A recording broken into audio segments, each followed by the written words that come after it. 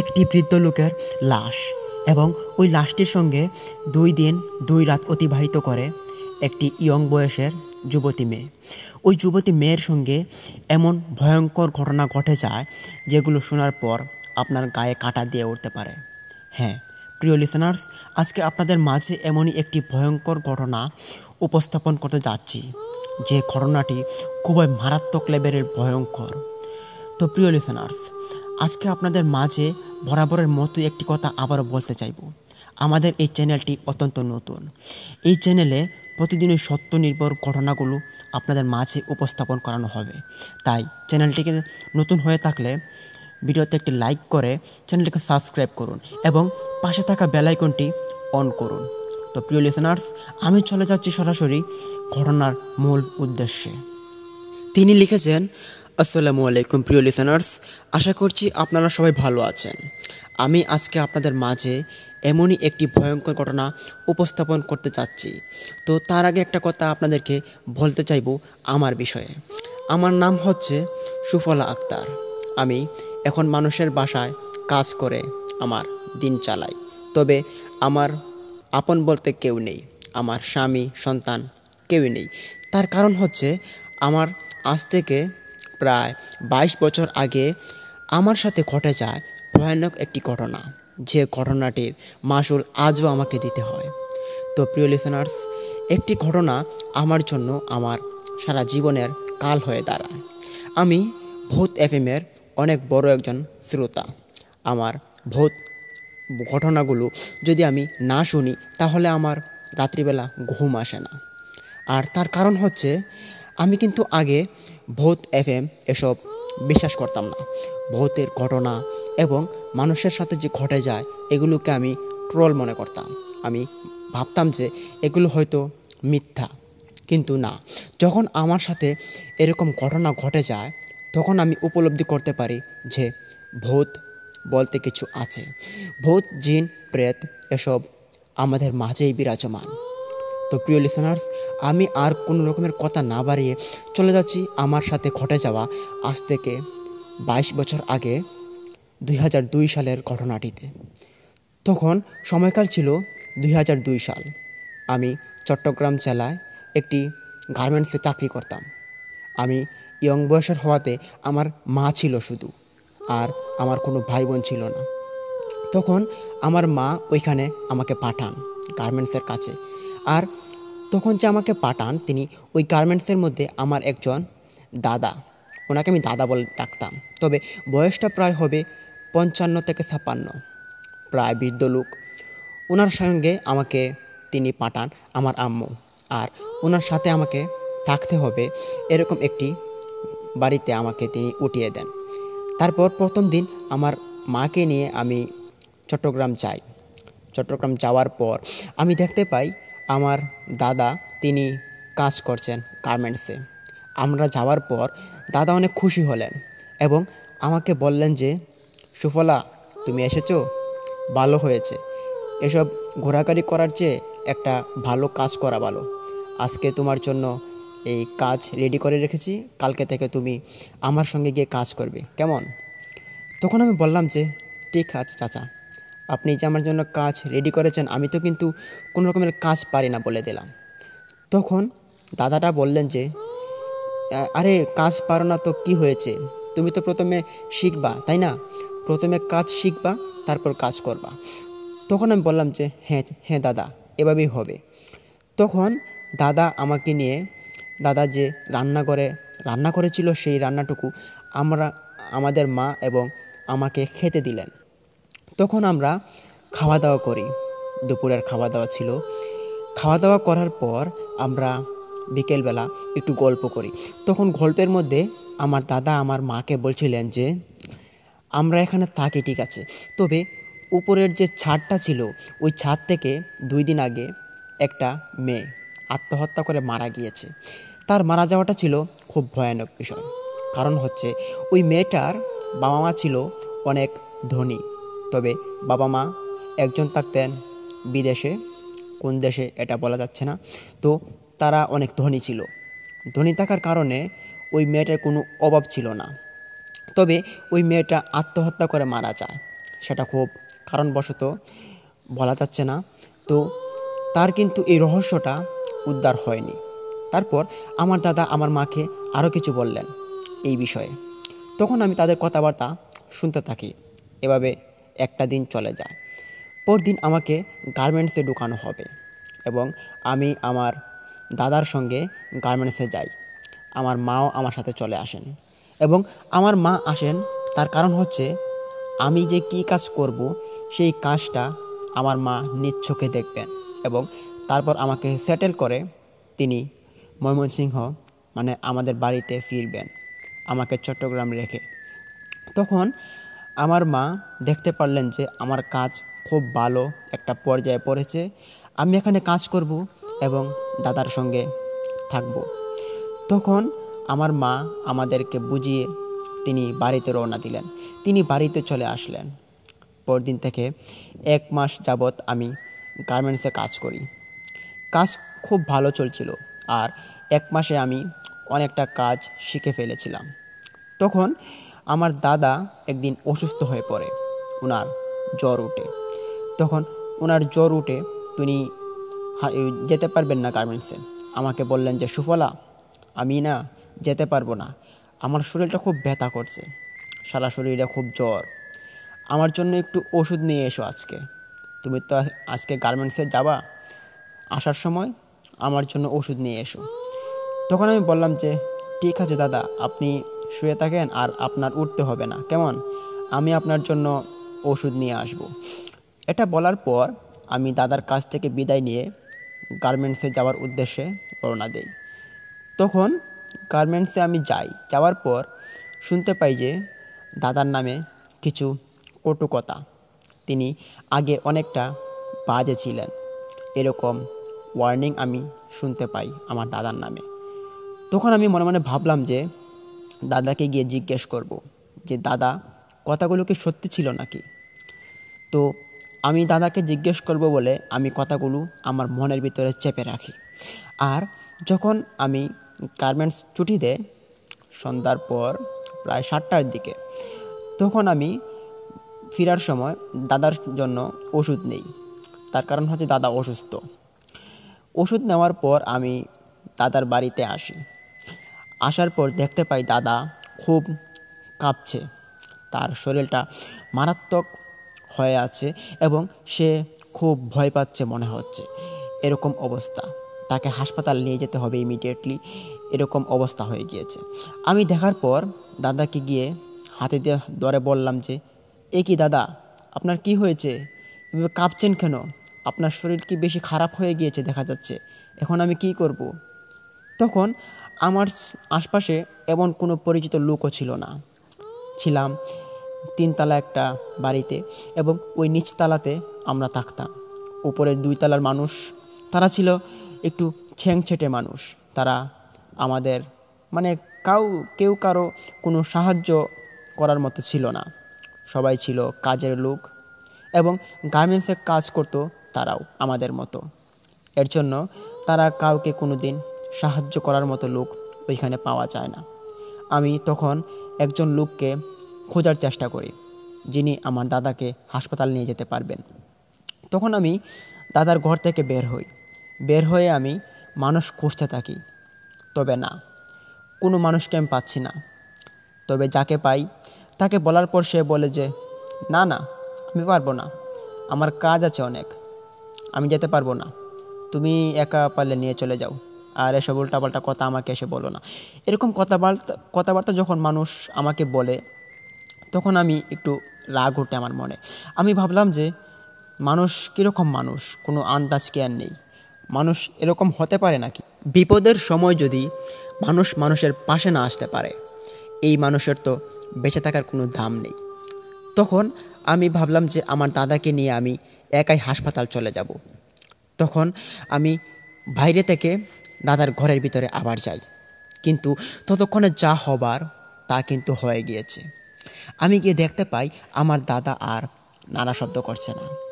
এটা দেখার পর আমি একটু ভয় পাই এবং ভাবলাম যে কি করব, আর কী বা করব, একা মানুষ আমি, কাউকে পাচ্ছি না খুঁজে, সাথে একটা মোবাইল ফোনও নেই যে আম্মুকে ফোন দিয়ে বলবো। তখন আমি একটু কান্না করি, তবে আমার কান্নার শব্দ শোনার পর একজন মানুষও আমার কাছে আসে না।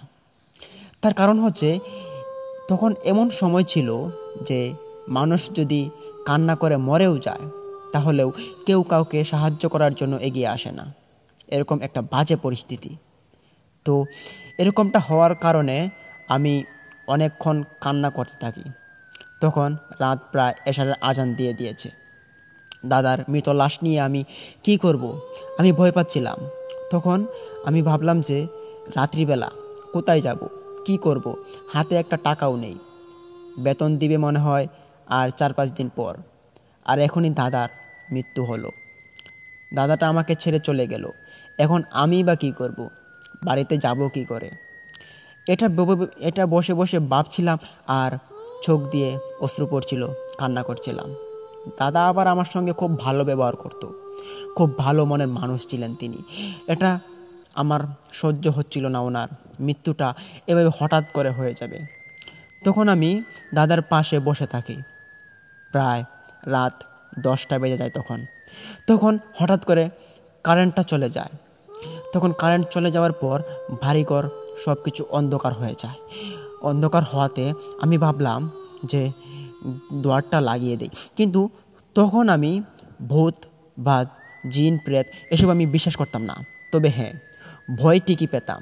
আমাকে যদি কেউ ভয় দেখাতো তাহলে আমার কলিজার জায়গায় থাকতো না। আমি খুব ভয় পেতাম। তবে দাদার মৃত লাশটার সঙ্গে আমার বসে থাকতেও অনেকটা ভয় লাগছে। কী করব ভেবেও পাচ্ছিলাম না। দাদার লাশটা পড়ে আছে, এবং কোনো মানুষকে যদি আমি ডাকও দেই মানুষ আমার সাথে আসছে না। এটা দেখার পর আমার খুব খারাপ লাগছিল। মৃত লাশ নিয়ে পড়ে আছি, কি করব সেটা আমাকে কেউ বলছেও না।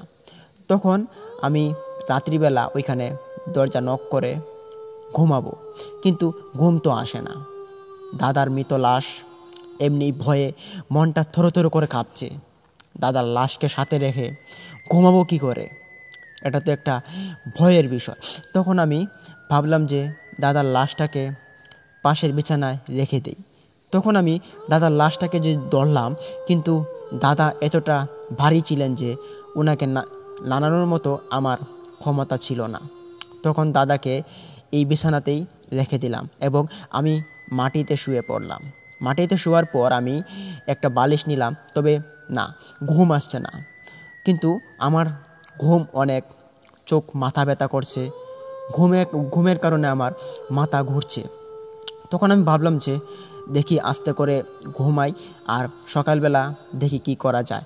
গার্মেন্টসের কোনো মানুষকে গিয়ে বলবো আমার দাদার মৃত্যুর কথাটা, যদি কেউ এসে সাহায্য করে তাহলে তো ভালো হবে। তখন আমি ঘুমাতে যাই, কিন্তু যখনই আমি দুটা চোখ বন্ধ করতে যাই তখনই আমি দেখতে পাই আমাদের অন্ধকার ঘরের ভিতরে কিছু একটা আচমকা ছায়ার মতো প্রবেশ করেছে। এটা দেখার পর আমি একটু ঘাবড়ে যাই এবং মনে মনে চিন্তা করতে থাকি কি হতে পারে এটা। আর খুব ভয় লাগছে। সাথে দাদার লাশ, কেউ সাথে নেই, জীবিত মানুষ কেউ সাথে নেই। আর ভয়ের তো কথাই, কারণ হচ্ছে একটা লাশের সঙ্গে রাত কাটানো এটা চারটিখানি কথা নয়। তখন আমি লাফ দিয়ে একটু বসে পড়ি। বসে বসে ভাবছিলাম কি করব। তখন আবার যখন ঘুমাতে যাই, চোখগুলো বন্ধ করব, তখন আমি আমার নিজ কানে শুনতে পাই কেউ একজন কান্না করছে আমাদের ঘরের কোণায়। এটা দেখার পর আমি একটু ভয় পাই এবং আবারও উঠে বসে পড়ি। তখন আমি খুঁজতে যাব যে কে কান্না করে। মনের ভিতরে ছিল ভয়ের প্রচন্নতা, কারণ হচ্ছে আমি এরকম পরিস্থিতির শিকার আর আগে কোনো দিন হয়নি। তখন আমি বিছানা থেকে, মাটির যে বিছানাটা করছিলাম ওই বিছানা থেকে উঠে পড়ি। উঠার পর আমি কিছু একটা খোঁজাখুঁজি করি কে কান্না করে। তবে আমি যখন ঘরের এই কোণায় যাই তখন আমি দেখতে পাই আরেক কোণায় কান্না চলছে। যখন ওই কোণায় যাই দেখতে পাই যে এই কোণায় কেউ কান্না করে না, ওই কোণায় কেউ কান্না করছে। এসব দেখার পর আমার মাথাটা আউট অফ কন্ট্রোল হয়ে পড়ছিল। আমি কি করব ভেবে পাচ্ছিলাম না। তখন আমি ভাবলাম যে ঘর থেকে বের হয়ে কাউকে ডাক দিব, কিন্তু তখন মনে হচ্ছে যে রাত প্রায় 12টা বেজে গিয়েছে। এখন যদি কাউকে ডাক দিতে যাই তাহলে কি আসবে? আর এখানে মানুষের যে চালচলন তা তো আমি দেখতেই পারছি, খুব খারাপ চালচলন। কাউকে ডাকলে সাহায্যের জন্য কেউ এগিয়ে আসে না। তখন আমি ভাবলাম যে কাউকে ডেকে আর কি হবে, তবে মন মানছিল না। ভাবলাম যে কেউ যদি ডেকে নিয়ে আসি তাহলে হয়তো আমার যে স্বস্তিটা সেটা পাবো, আমি বেঁচে যেতে পারবো। তখন আমি দরজাটা খুলি। খোলার পর আমি যখন বাইরে পাটা রাখবো তখন আমি অনুভব করতে পারি কেউ একজন আমার পিছন থেকে হাত দিয়ে ধরেছে আমার পিঠের উপরে।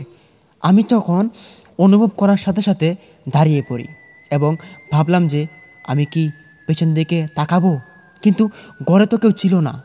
কে আমার পিছনে হাত দিয়ে ধরলো এভাবে? তখন আমি বললাম যে দাদা, তুমি কি বেঁচে আছো?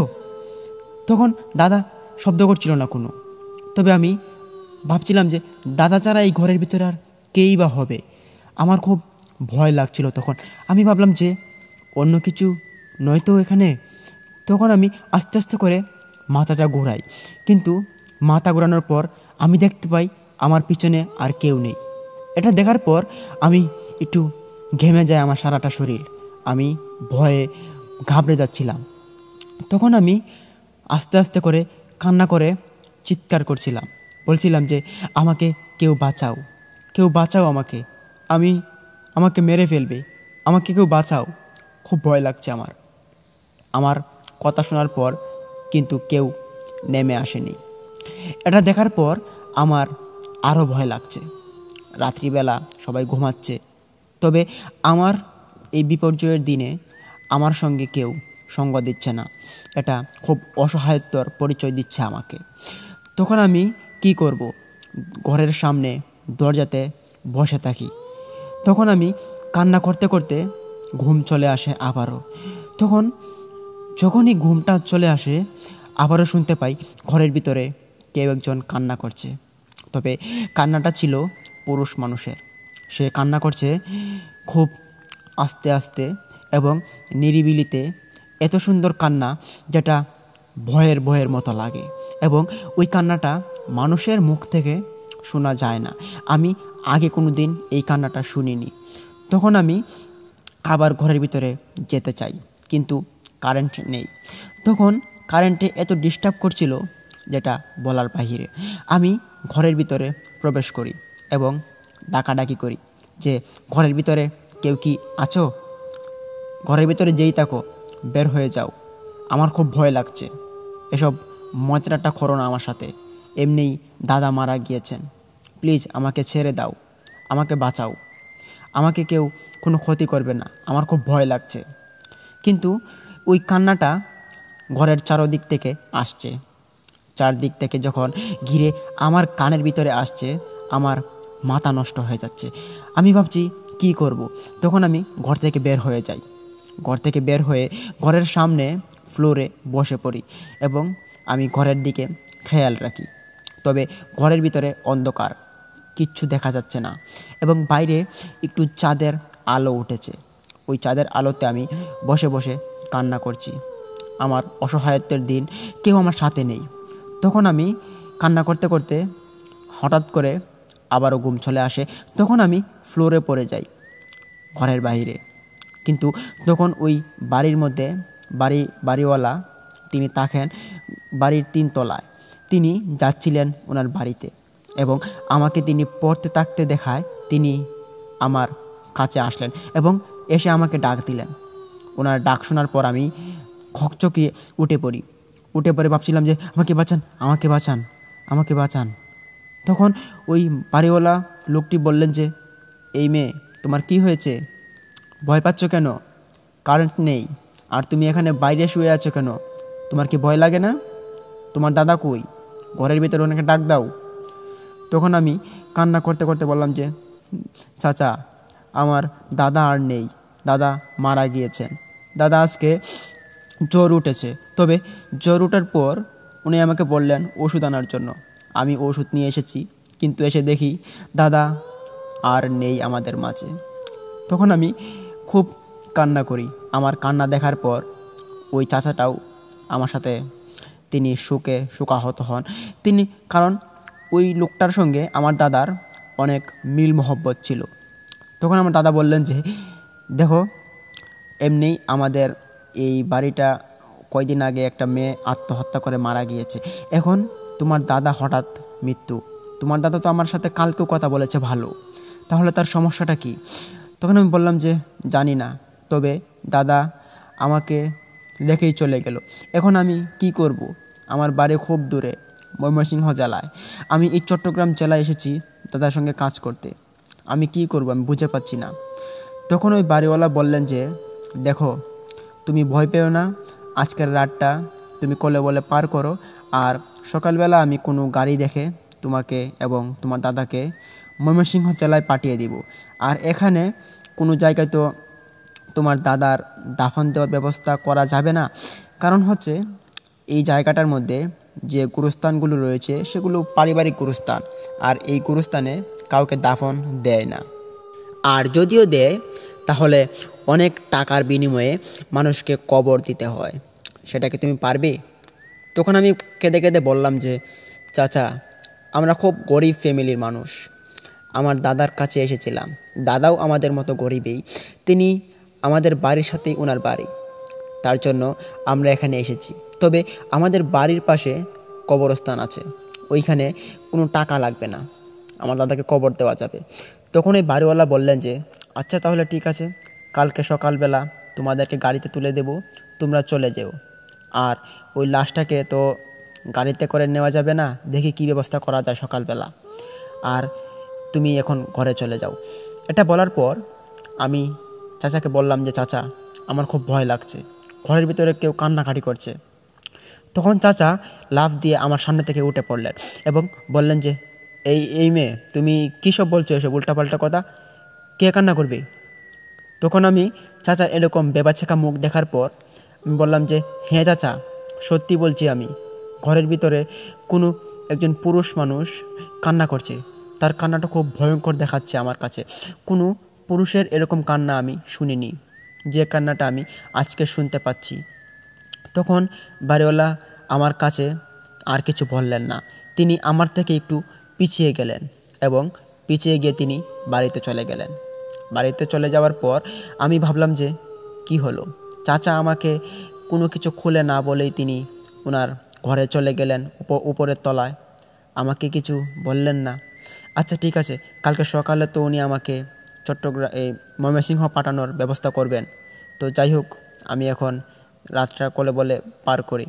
তো রাত্রিবেলা তখন ঘুম আসছিল না, আমি ভাবলাম যে এখানে দাঁড়িয়ে থেকেই আমি রাতটা পার করে দেব। তখন আমি যখন ওই ফ্লোরের মধ্যে দাঁড়িয়ে থাকি, তখন আমি ওই প্রায় আধা ঘন্টার মতো দাঁড়ানোর পর দেখতে পাই ঘরের যে বাড়ির যে দরজাটা ছিল, ওই দরজার সামনে কোনো একটা মেয়ে দাঁড়িয়ে আছে। মেয়েটা ছিল উস্কো খুস্কো চুল এবং সে ওই খোলামেলা চুল নিয়ে বাড়ির গেটের সামনে দাঁড়িয়ে আছে। গেটের দরজাটা ছিল খোলা। তো আমি এটা দেখার পর আমি তাকে ডাক দিলাম। ভাবলাম যে ওই মেয়েটাকে যদি আমি আমার সাথে এনে কিছু গল্প সল্প করতে পারি তাহলে খুব ভালো লাগবে, রাতটা কোলে বলে পার হয়ে যাবে এবং ভয়ও লাগবে না।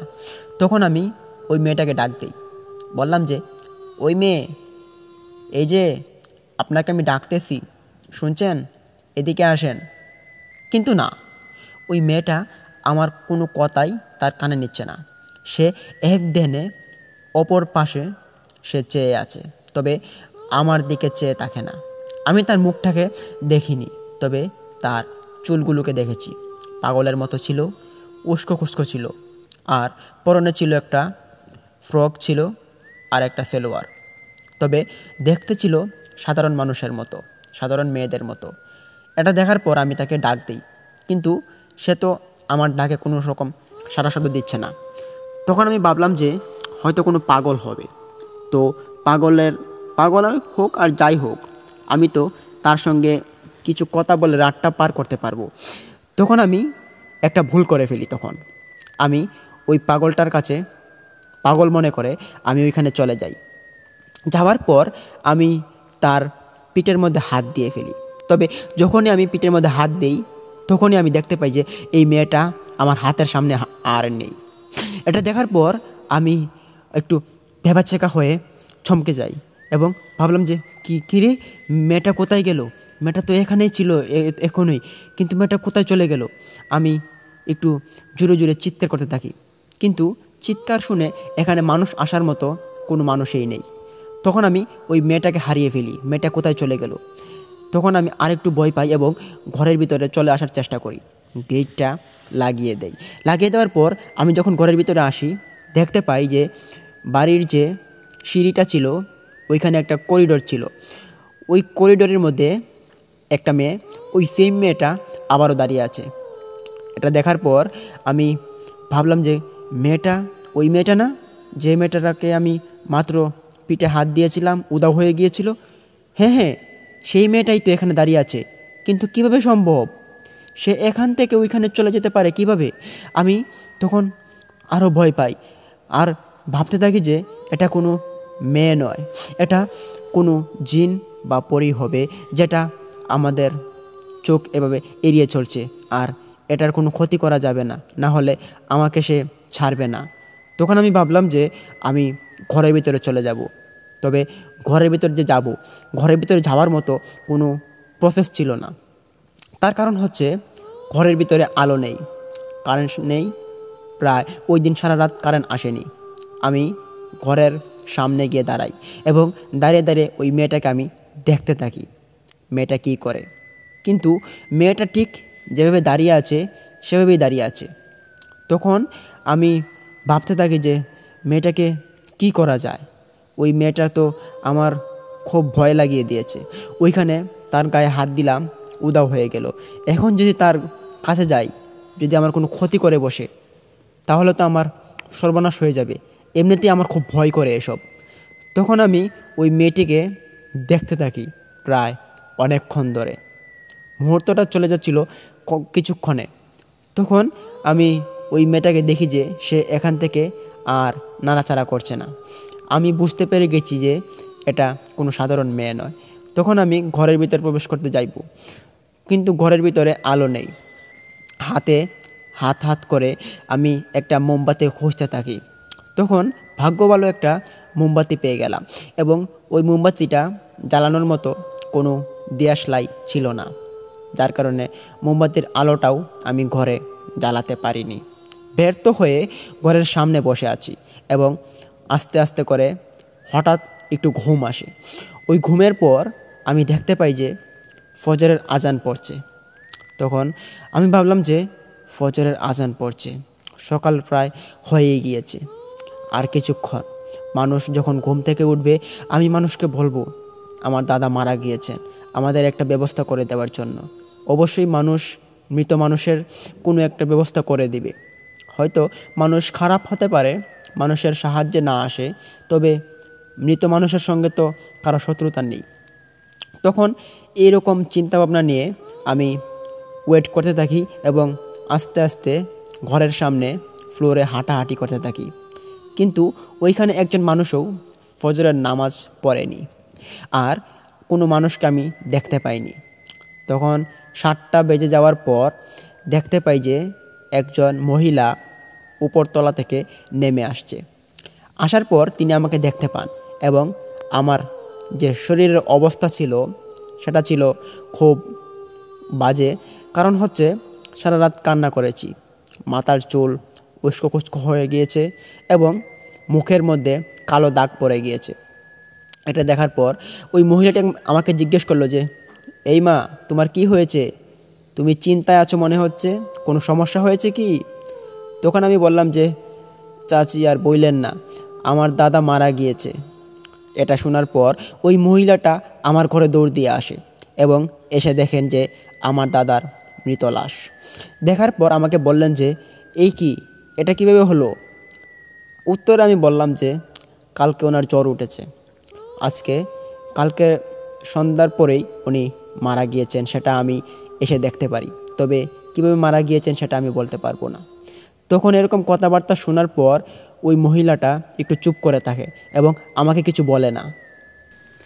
তখন মহিলাটিকে আমি জিজ্ঞেস করলাম যে, কি হলো চাচি, আপনি যে কিছু বলছেন না, কিছু একটা বলুন, আমরা তো খুব বিপদে পড়েছি, আমাদের যেতে হবে আমাদের বাড়িতে, এখানে নাকি কাউকে কবর দিলে অনেক টাকা লাগে, আমাদের এত টাকা নেই, আমাদের বাড়িতে জায়গা সম্পত্তি আছে, ওইখানে আমার দাদাকে কবর দেওয়া হবে। আমার দাদার 2 মেয়ে আছে, তবে তার ছেলে নেই। এখন তার ছেলে যে নেই, তার ছেলেও তো থাকলে তার জন্য এগিয়ে আসতো, তবে এখন কেই বা এগিয়ে আসবে? আপনারা হয়তো আমাদের কাছে সাহায্য না করলে আমরা অনেকটা বিপদে পড়ে যাব, প্লিজ আমাদেরকে সাহায্য করুন। তখন মহিলাটি আমাকে বললেন যে, এই মেয়ে, তোমার নাম কি? আমি তখন উত্তরে বললাম, জি আন্টি, আমার নাম হচ্ছে সুফলা আক্তার। তখন তিনি বললেন যে, তুমি গার্মেন্টসে কাজ করো? আমি বললাম জি। আবার বললেন যে, তুমি যে এখানে থাকো, তোমার বিয়ে শাদী হয়নি? আমি বললাম যে, না চাচি, বিয়ে শাদী হয়নি তো, তবে এই বিয়ে শাদী আম্মু দিবে বলছে 1-2 বছর পরে, তবে এখন তো আমি একটু বিপদে পড়ে আছি। তখন ওই মহিলাটি আমাকে আবারও বললেন যে, তুমি এই বাড়িতে কেন এসেছো? তুমি জানো না এই বাড়ির বিষয়ে? এই বাড়িটা ভালো না, তোমার দাদা মারা গিয়েছেন, তবে ওনার লক্ষণ কি দেখতে পেরেছো? তখন আমি বললাম যে, দাদা মারা গিয়েছেন, ওনার লক্ষণ আবার কী হবে? তখন আমার এরকম কথা তিনি শোনার পর তিনি বললেন যে, এই মেয়ে, চুপ করো, তুমি যে শুধু বলে যাচ্ছ যে তোমার দাদা মারা গিয়েছে, তোমার দাদা কোনো স্বাভাবিক কোনো কাজ কারণের বা কোনো স্বাভাবিক বিষয়ে মারা যাননি, উনি খুব অস্বাভাবিক জিনিসের প্রভাবে তিনি মারা গিয়েছেন। তখন আমি বললাম যে, আরে চাচি, আপনি কি পাগল হলেন? অস্বাভাবিক জিনিসে মারা যেতে যাবে কেন? মৃত্যুর সময় এসেছে, মৃত্যুবরণ করেছে। তবে আমি এই বাড়ির মধ্যে কিছু দেখতে পেরেছি কালকে রাত্রে, খুব ভয়ানক, আমার খুব ভয় লাগছিল চাচি। তখন ওই চাচিটা আমাকে বললেন যে, হেই মেয়ে, আস্তে কথা বলো, তুমি জানো না এই বাড়িতে খুব ভয়ানক ঘটনা ঘটে যায়, এইসব কথাবার্তা আস্তে আস্তে বলো, আর তোমার দাদাকে নিয়ে তাড়াতাড়ি বের হয়ে যাও, আর যত তাড়াতাড়ি বের হতে পারো ততই আমাদের জন্য ভালো হবে। তখন আমি চাচির এই কথা শোনার পর বললাম যে, এই কি চাচি, আপনি আমার সঙ্গে এভাবে খারাপ ব্যবহার করছেন কেন? আমি তো আপনার কোনো ক্ষতি করিনি, আর আপনাদের এখন সাহায্য আমাদের খুবই প্রয়োজন। আপনারা যদি আমাদেরকে সাহায্য না করেন, তাহলে আমরা এখন কোথায় যাব? দাদা বেঁচে নেই, যদি বেঁচে থাকতো তাহলে একটা না একটা রাস্তা বের করতাম, তবে আজকে যদি আপনারা আমাদের সঙ্গে এরকম উল্টাপাল্টা কথা বলেন, তাহলে তো আমরা যাওয়ার আর কোনো রাস্তা থাকবে না, প্লিজ আমাদেরকে সাহায্য করুন। তখন ওই মহিলাটি বললেন যে, এই, আমি হচ্ছি এই বাড়ির মালিকের স্ত্রী, তুমি আমার স্বামীর সঙ্গে আলাপ করো। তখন আমি বললাম যে, হ্যাঁ, আপনার স্বামী তো কালকে রাত্রিবেলা দেখলাম বাড়িতে উঠছিল, তখন আমাকে তিনি দেখতে পেলেন এবং ওনার সাথে আমার কথা হয়েছে, তিনি বললেন যে সকালবেলা তিনি একটা বাউ করে দিবেন। তখন ওই আন্টিটা বললেন যে, তাহলে তো ঠিক আছে, আর শুনো, এই যে বিষয়টা, এই বিষয় নিয়ে কোনো বাড়াবাড়ি করতে যাবে না, আর তুমি যা দেখেছো তা ভুলে যেও, এই বিষয়টা যেন কাউকে আর না বলো, মনে থাকে যেন, তোমার মাকেও কিন্তু বলতে পারবে না। তখন আমি একটু ভয়ে ভয়ে বললাম যে, আচ্ছা ঠিক আছে চাচি, কাউকে বলবো না। তখন আমাকে বললে যে, হ্যাঁ, মনে থাকে যেন। এটা বলার পর তিনি চলে গেলেন উপরের তলায়। তখন আমি বসে বসে ভাবছিলাম যে, আন্টি এটা কি বলে চলে গেল? তিনি আমাকে এরকম বিষয়গুলোকে কাউকে না বলার কথা মানে কি? এখানে কোনো রহস্য হয়তো রয়েছে। তখন ওই রহস্যটা জানার জন্য আমার মনটা অনেকটা আকুল হয়ে আছে। আমি জানতে চাইছিলাম যে এখানে কি আছে। এটা জানার জন্য আমি কাউকে জিজ্ঞেস করব, তেমন কাউকে পাচ্ছি না, যেহেতু আমি একজন মেয়ে মানুষ, আর কোনো ছেলেকে তো আমি জিজ্ঞেস করতে পারি না। তখন আমি দেখতে পাই যে একটা ছোটো বাচ্চা, প্রায় 7-8 বছরের হবে, সে উপরের তলা থেকে লাফিয়ে লাফিয়ে ফুটবল ফেলে দিয়েছে এবং ওই ফুটবলটার পিছনে সে দৌড়ে এসেছে আমার কাছে। তখন আমি ওই মেয়েটাকে হাতে ধরে আমার কাছে দাঁড় করাই। মেয়েটা তখন কান্না করে দেয়। আমি বললাম যে, ভয় নেই, এটা আমি ভালো। তখন মেয়েটা বলল যে, আমি আরও ভাবছি নাকি ওই ওই ভূতটা তুমি চলে এসেছো। তখন আমি বললাম যে ভূত, কোন ভূত? তখন ওই মেয়েটা আমাকে সব কিছু খুলে বলল। সে বলল যে আমাদের বাড়িতে কয়েকদিন আগে একটা মেয়ে লাফ দিয়ে মারা গিয়েছে। ওই মেয়েটা এখন রাত্রিবেলা ঘোরাফেরা করে আমাদের বাড়িতে। তার মারা যাওয়াটা ছিল খুব ভয়ানক। সে একজন ছেলের সাথে প্রেম করত এবং ওই ছেলেটা ছিল আমার দাদার ওই আমার দাদার বইনের একজন ছেলে। ছেলেটা খুব সুন্দর ছিল। সেই ছেলেও কিন্তু ওই মেয়েটার সঙ্গে প্রেম করত। তো তারা যখন উল্টাপাল্টা কথাবার্তা হয়, ঝগড়ার এক পর্যায়ে মেয়েটি এই ছাদের উপরে আত্মহত্যা করে দেয়। আর এই মেয়েটির আত্মা এখন আমাদের সারা বাড়িতে ঘুরে বেড়ায়। আর এই আত্মার কারণে আমরা এখন কাউকে কোনো সাহায্য বা কোনো কিছুই করি না। আমার দাদা দাদি, বাবা মা কেউ কারো কোনো কথায় পাত্তা দেয় না। আমরা এখানে খুব রিস্কে আছি। প্লিজ আমাকে ছেড়ে দাও, আমাকে যেতে হবে, না হলে আমার আম্মু আমাকে অনেক মারবে। তখন আমি বললাম যে এই মেয়ে, তুমি আরেকটু দাঁড়াও। ওই মেয়েটা যে মারা গিয়েছে, মেয়েটা দেখতে কেমন? তখন ওই মেয়েটা আমাকে বলল যে মেয়েটা দেখতে, তার যখন সে মারা গিয়েছিল তখন তার পরনে একটা ফ্রক ছিল এবং একটা সেলোয়ার একটা পরা ছিল। আর তার মাথার চুল তখন ছিল উস্কো খুস্কো যখন মারা গিয়েছিল। আর ওই উস্কো খুস্কো সেম চুলে আমাদের বাড়ির অনেকজনেই ওই মেয়েটাকে দেখতে পেরেছে রাত্রিবেলা। সে দাঁড়িয়ে থাকে এখানে ওখানে। আবার এমন কি ঘটনা ঘটেছে, আমাদের বাড়ির ঘরের ভিতরে ওই মেয়েটাকে আমার আব্বু দেখতে পেরেছে। দেখার পর আমরা ভাবলাম যে কোনো কবিরাজ নিয়ে আসার জন্য, কিন্তু আমার আব্বু বললেন যে কবিরাজ আসবে, তবে দেরি হবে, কবিরাজ কোনো এক জায়গায় চলে গিয়েছেন। তবে কবিরাজটা না আসা পর্যন্ত আমাদের বাড়ির কোনো কিছু ঠিক হবে বলে আমাদের মনে হয় না। তখন আমি বললাম যে কি বলছো, এত বড় কাণ্ড কাহিনী ঘটছে তোমাদের এই বাড়িতে আর আমরা কিছু জানি না? তখন মেয়েটা বলল যে হ্যাঁ, এই কাহিনীটা একটু গোপন। তখন আমি বললাম যে এই মেয়ে, তোমার বয়সটা তো কম, তুমি তো পাক না। তখন বলল যে ছাড়েন তো এসব উল্টাপাল্টা কথা। সে এই কথাটা বলার পর সে দৌড় দিয়ে উপরে চলে গেল। তখন আমি ওইখানে বসি এবং আমার দাদার দিকে তাকিয়ে তাকিয়ে ভাবছিলাম এবং কান্না করছি। ভাবছি যে দাদাকে নিয়ে এখন কি করব, দাদাকে বাড়িতে নিয়ে কি করে যাই। বাড়িওয়ালা এখনও আসছে না। আমাদের এখন প্রচণ্ড সাহায্যের দরকার। তবে এই বাড়ির মধ্যে যা সব কাণ্ড কাহিনী শুনছি, তারপর আমাদের কেউ সাহায্য করবে সেটা বাবা ভুল হবে। তবে যেতে তো হবেই বাড়িতে।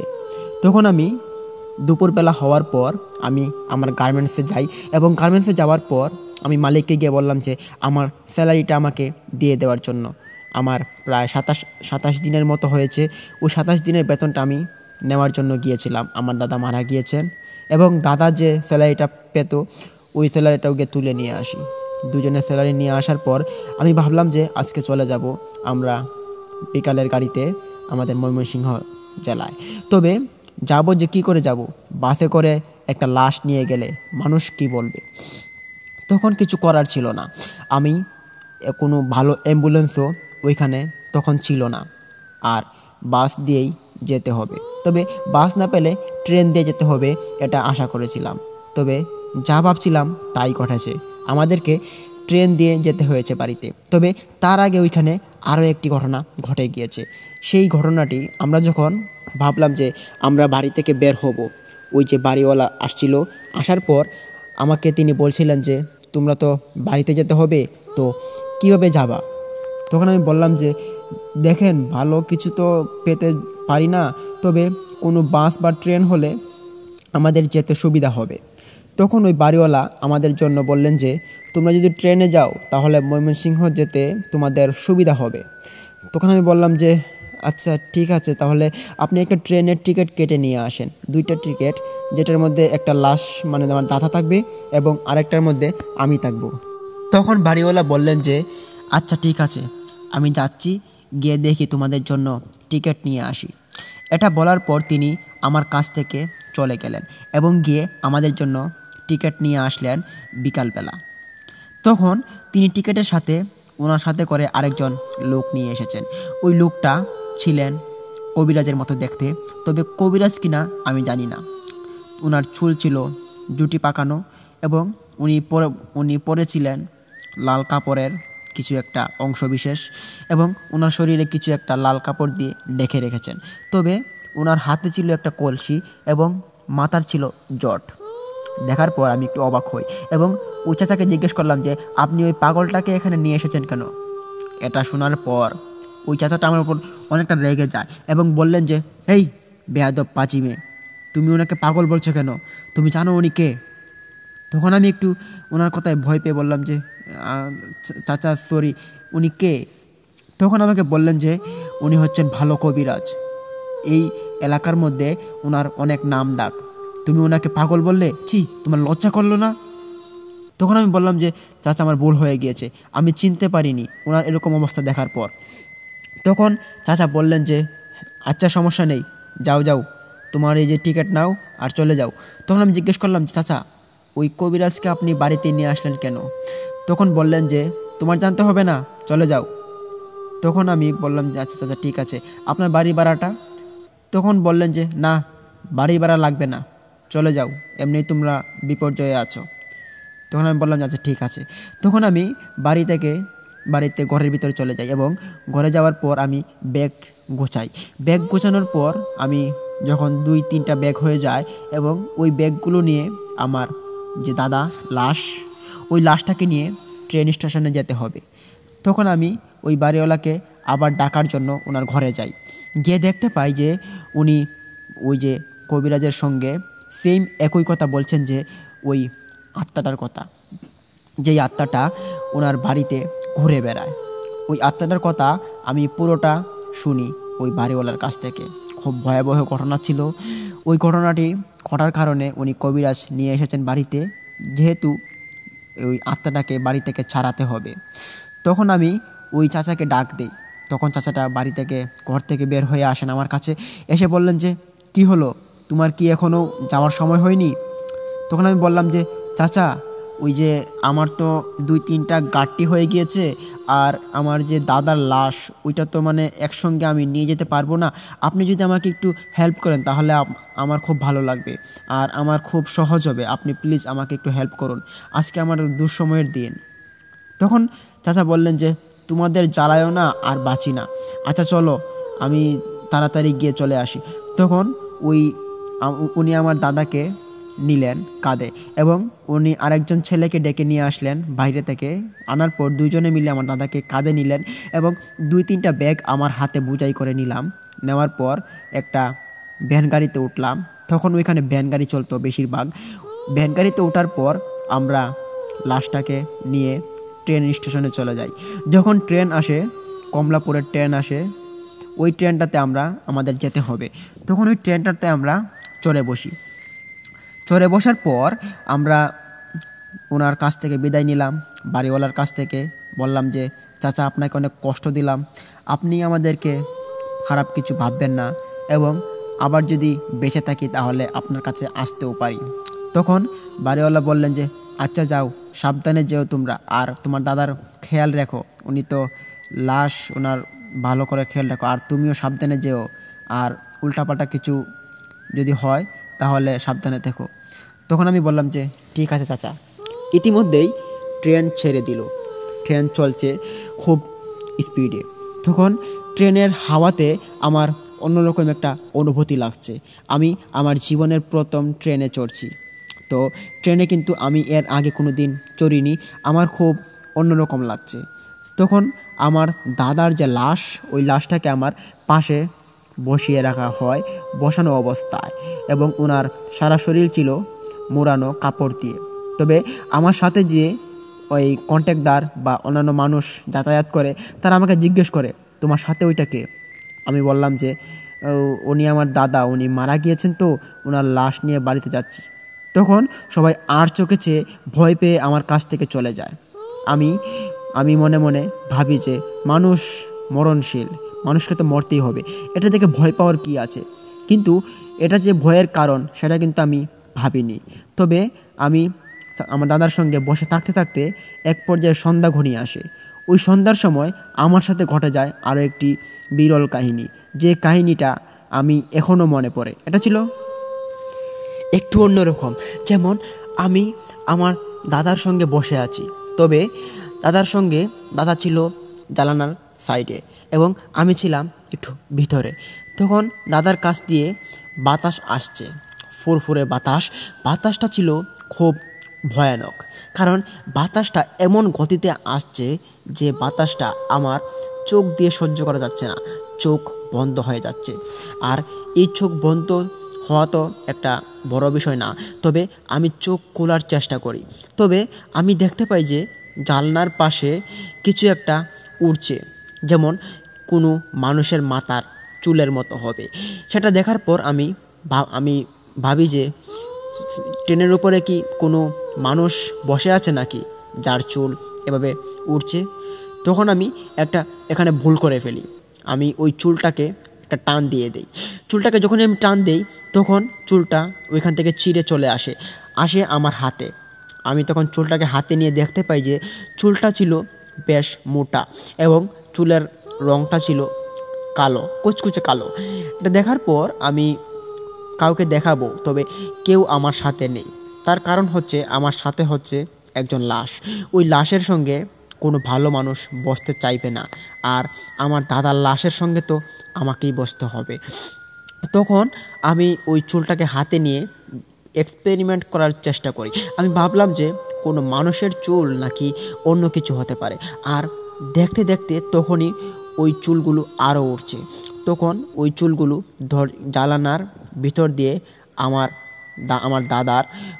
আমার দাদার যে মুখটা ছিল ওই মুখের মধ্যে এসে আস্তে আস্তে করে বাড়ি লাগছে বাতাসের বেগে।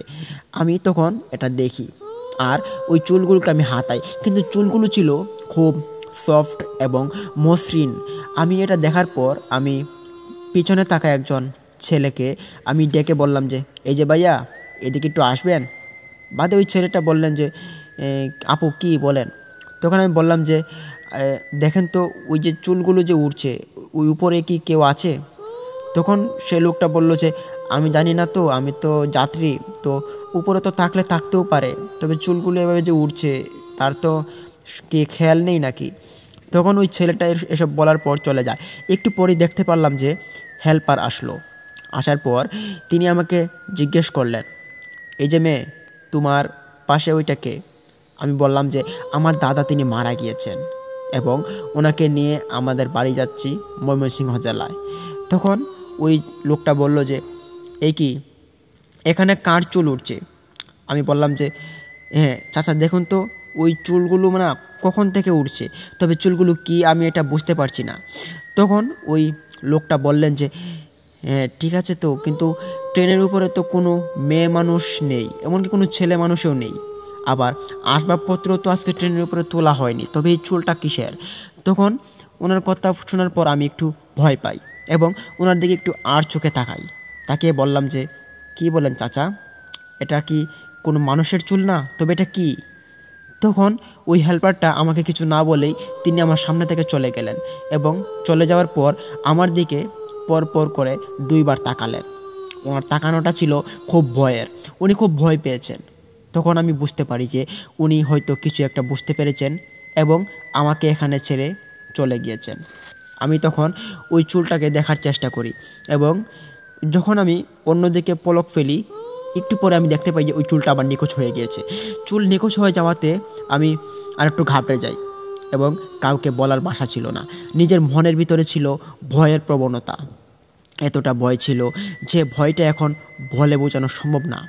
তারপর একটু পর আমি আর আমার দাদা যখন চলে যাই অনেকটা দূর, ততক্ষণ সব কিছু ভালোই চলছে।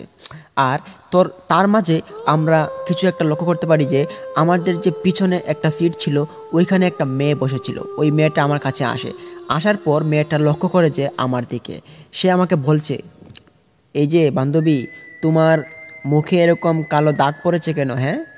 তখন আমি বললাম যে, আরে আপু আর বললেন না, আমার দাদা না মারা গিয়েছে, আমরা যাচ্ছি ময়মনসিংহ জেলায় আমাদের বাড়িতে।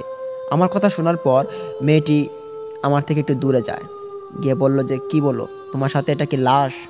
আমি বললাম যে, হ্যাঁ বোন। তখন সে বলল যে, আমার তো লাশ দেখলে খুব ভয় করে। আমি বললাম যে, কেন? তখন সে বলল যে, লাশ লাশের পাশে না আমার থাকতে খুব ভয় করে।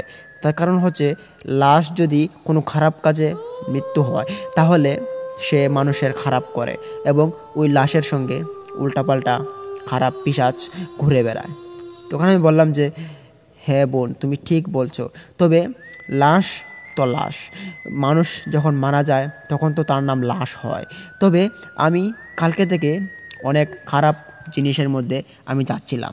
আমি অনেক কিছু দেখতে পাই আমার নিজ চোখে, তবে যেগুলো দেখতে পাই সেগুলো একদম মানানসই না। যাই হোক, এগুলো তোমাকে বলে এখন তোমাকে ভয় দেখাতে চাই না। তখন সে বলল যে, ভাই আপু বলেন কী সমস্যা।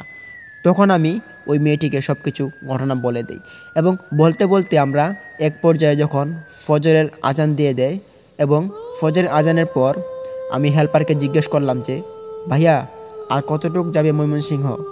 তখন সে বলল যে, হ্যাঁ চলে এসেছি, আর প্রায় 1-1.5 ঘন্টা। তখন আমি বললাম যে, আচ্ছা তাহলে তো ঠিক আছে, 1-1.5 ঘন্টা যদি লাগে তাহলে তো কাছাকাছি চলে এসেছি। ভালো একটা আর কোনো মোবাইল ফোনও নেই। আর যদি মোবাইল ফোন থাকতো তাহলে তো কাউকে ফোন দিয়ে বলে দিতাম যে এসে এগিয়ে নিয়ে যাওয়ার জন্য। তবে রেল স্টেশনে নামার পর একাই যেতে হবে। তো 1-1.5 ঘন্টা যখন শেষ হয়ে যায় তখন 2 দিন যাবৎ আমার চোখে ঘুম নেই। ঘুম না থাকার কারণে চোখ দুটো হয়ে গিয়েছে একদম লাল আকৃতি। এরকম লাল আকৃতি চোখ নিয়ে যখন ট্রেন থেকে আমার দাদাকে নিয়ে নামলাম, মৃত লাশটাকে নিয়ে নামার পর আমাদের বাড়ির কিছু মানুষ ছিল এখানে যারা ঘোরাফেরা করছিল, ছেলেরা ছিল কিছু। তারা আমাকে দেখে চিনতে পারে এবং এসে বলে যে, কী গো আপু, তুমি এখানে কী করছো? তোমার নাম সুফলা না? তখন আমি বললাম যে, হ্যাঁ ভাই, আমার নাম সুফলা, আমাকে চিনতে পেরেছো? তখন 2 জন ছেলে বলে উঠলো যে, হ্যাঁ আপু, আপনাকে তো চিনতে পেরেছি, আপনি এখানে কেন হঠাৎ? তখন আমি বললাম যে, উনি হচ্ছেন আমার দাদা, ওনাকে চিনতে পেরেছো? তখন বলল যে, কি দাদা, দেখি তো ওনার মুখ, দেখি তো। তখন দাদার মুখটা ছিল কাপড় দিয়ে মুড়ানো। তারা যখন দাদার মুখটা খুলে দাদাকে দেখার পর তারা একটু অবাক হয়ে পড়ে এবং ভয় পেয়ে যায়। তারা বলে যে, কি হলো তোমার? ওই দাদার এরকম মরে গেছেন কেন? তোমার কি হয়েছে? তখন আমি বললাম যে, আর বইলো না ভাই, দাদা না 2 দিন আগে মারা গিয়েছেন। আমরা চট্টগ্রাম থাকতাম একটা গার্মেন্টসে, এখন আসলাম দাদার মৃত লাশ নিয়ে, দাদা মারা গিয়েছেন। তখন তারা 2 ভাই মিলে আমাকে এবং আমার দাদাকে বাড়িতে নিয়ে যান। তো প্রিয় লিসেনার্স, ঘটনাটা কিন্তু এখানেই শেষ হয়ে গেলে পারতো, কিন্তু না, ঘটনা আছে আরও অনেক কিছু ঘটার বাকি রয়েছে। লাস্ট কাহিনী যেটা আমার সঙ্গে ঘটে যায় অনেক ভয়ঙ্কর ছিল। শুনতে থাকুন, আশা করি অনেকটা আপনারা বুঝতে পারবেন।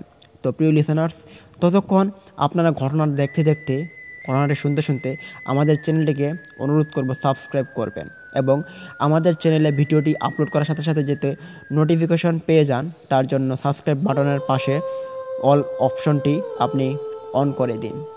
তো প্রিয় লিসেনার্স, যখন আমরা ট্রেনটি থেকে চলে যাই বাড়িতে যাওয়ার পর তাদের বাড়িতে কান্নার রোল পড়ে যায়। আমাকে দেখার পর আমার মা কান্না শুরু করে দেন। তবে দাদার জন্য খুব কষ্ট লাগছিল। দাদা কি করলো, তিনি ওনার যে 2টা মেয়ে ছিল এবং ওনার মেয়ে এবং ওনার স্ত্রী, তারা একবারে নিঃস্ব হয়ে পড়ে। তারা কি করবে এখন, কিভাবে খাওয়া দাওয়া করবে, কিভাবে চলাফেরা করবে, এই বিষয়ে তারা ভেঙে পড়ে এবং এভাবে কিন্তু তাদের সংসারটা খুব তলে চলে যাচ্ছিল। এবং অতঃপর ওই দাদাকে দাফন দেওয়া হয়। দেওয়ার পর খুব স্বাভাবিকভাবে চলছিল আবার সব কিছু, কিন্তু তাদের অবস্থা খুব খারাপভাবে চলছিল। ওই মেয়ের মা, মানে দাদার স্ত্রী, তিনি বাসায় কাজ করতেন এবং বাসায় কাজ করে ওই মেয়ে 2টাকে খাওয়া দাওয়া করাতেন। এভাবে কিন্তু তাদের সংসার চলছিল। আর আমার মা আরেকটা বাসায় কাজ করত। তখন ওই বাসায় কাজের জন্য আরেকটা মেয়ে লাগবে পাশের বাসায়, আমাকে ওইখানে ঢুকিয়ে দিল। তখন ওইখানে আমি কাজ শুরু করি পরের দিন থেকেই।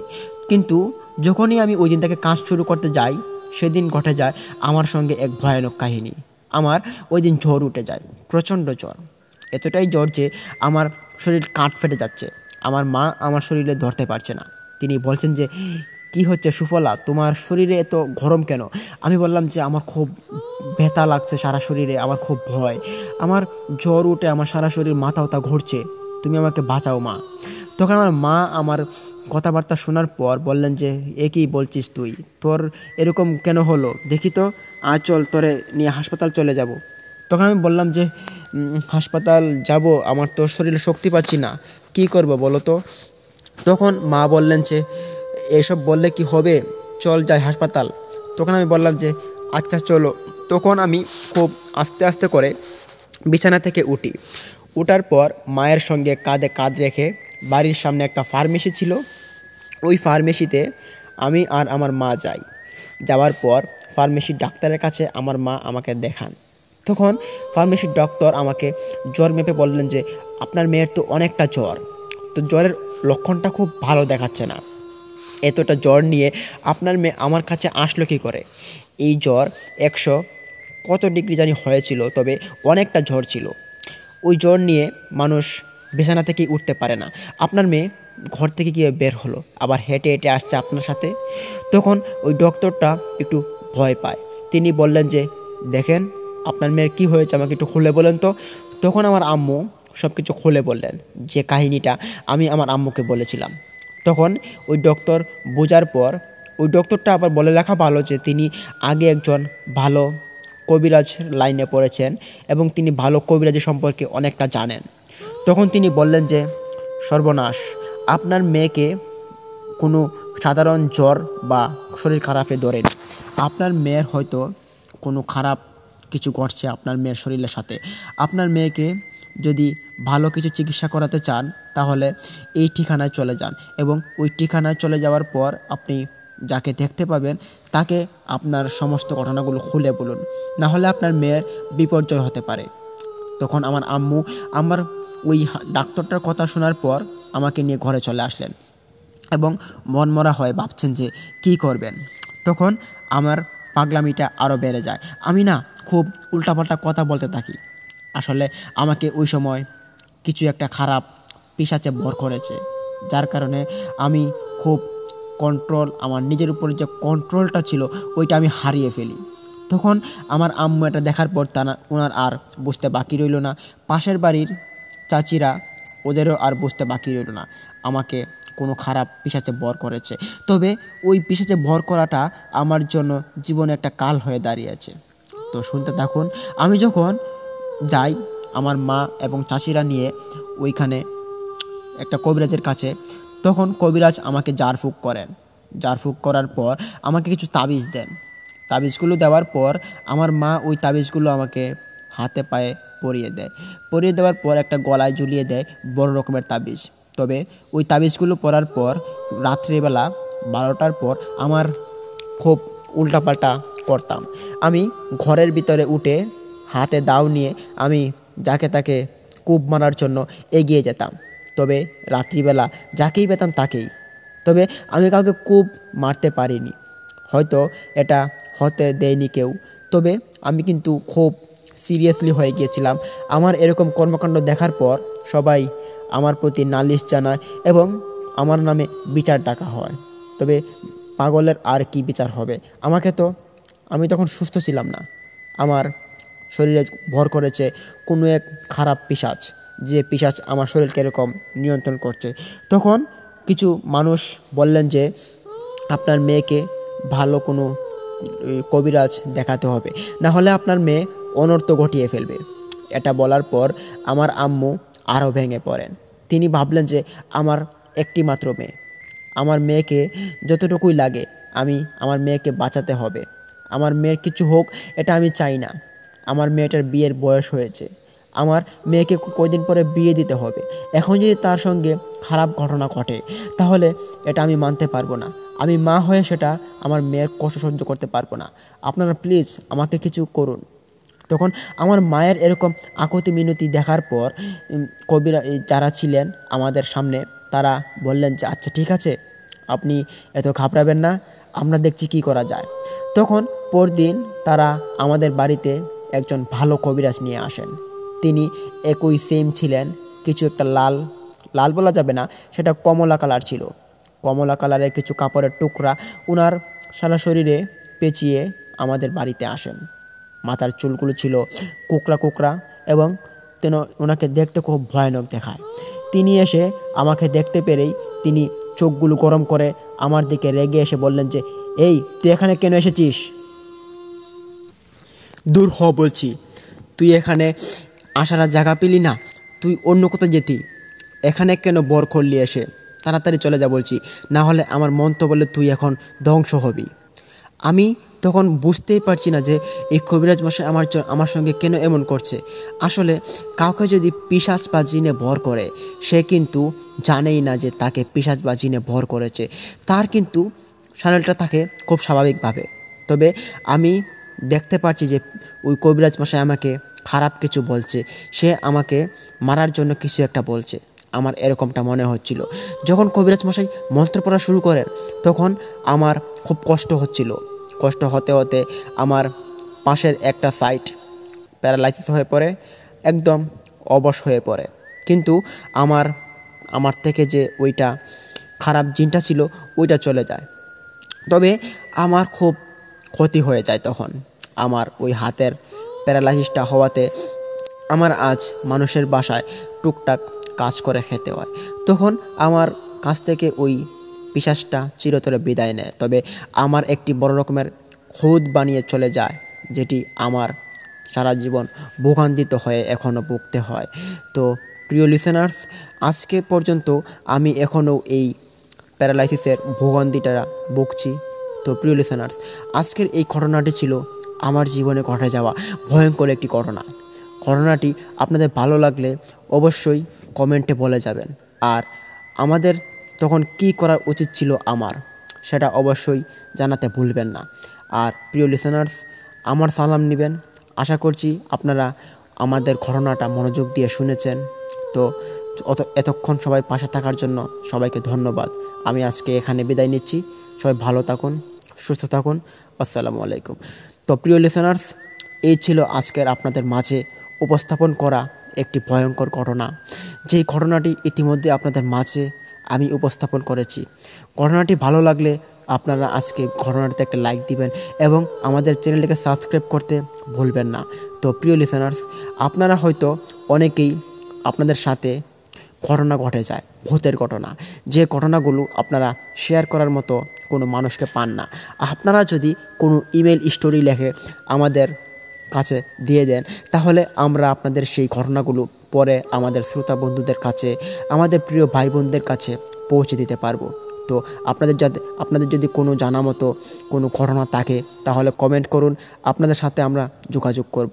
তো প্রিয় লিসেনার্স, আজকের মতো আপনাদের মাঝ থেকে এখানে আমিও বিদায় নিচ্ছি। তবে তার আগে একটি কথা আবারও বলতে চাইব যে আমাদের চ্যানেলে কালকে আরেকটি নতুন ঘটনা, যে ঘটনাটি আপলোড দেব, সেই ঘটনাটি আরও একটু ইন্টারেস্টিং হতে চলেছে এবং সেই ঘটনাটি খুব একবারে নির্ভর এবং খুব ভয়ানক। কালকে ঘটনাটি অনেক ভয়ানক ঘটনা হবে। তো ততক্ষণ কালকে পর্যন্ত আপনারা আমাদের সাথে থাকুন। তো আমাদের চ্যানেলে প্রতিদিন প্রায় 10:30টার দিকে ঘটনা আপলোড করা হয়। আপনারা অবশ্যই আমাদের চ্যানেলটিতে অপেক্ষা করবেন এবং আমাদের ঘটনাটি শোনার জন্য সবাইকে অনুরোধ করব।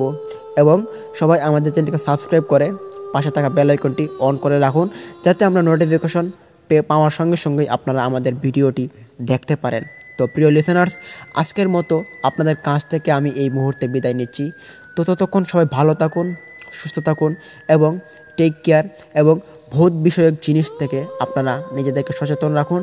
আর আমাদের ভূত ঘটনাগুলো আপনারা শুনলে আপনারা অনেক কিছু জানতে পারবেন এবং চলার পথে কোনো ভুল ত্রুটি হলেও সেটাও আপনারা সংশোধন করতে পারবেন।